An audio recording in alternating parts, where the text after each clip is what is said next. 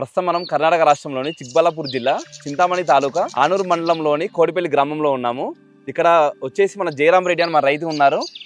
అలాగే ఇక్కడ క్యాబేజ్ వచ్చేసి దీని పంట వేసేది ఎప్పుడు ఇన్ని రోజులకు పంట వస్తుందని ఆయన మాటలు తెలుసుకున్నాం. ఇప్పుడు మీరు ఎన్ని ఎకరాలు వేసారు ఈ పంట? సార్ ఇది 6 ఎకరాలు వస్తుంది సార్. అంటే మొత్తం ఏంటంటే ఇది మొత్తం డ్రిప్ సిస్టమ్ తో మొత్తం చేసేది సార్ డ్రిప్లో ఇది వస్తుంది సార్. ఇది ఉంది ఇదో సార్ ఆ పైపులో నీళ్ళు వస్తాయి, గేట్ వాళ్ళు తిప్పేది. పంట వేసుకునేటప్పుడు విత్తనం తెచ్చేసుకుంటారా లేకపోతే నర్సరీ నుంచి మొక్క తెచ్చి పెట్టుకుంటారా? లేదు సార్, నర్సరీకి ముక్కలు తెస్తాం సార్. 60 సార్ 70 సార్ ముక్క. ఎన్ని మొక్కలు వేస్తున్నారు ఇప్పుడు సుమారుగా ఒక 6 ఎకరాలలో?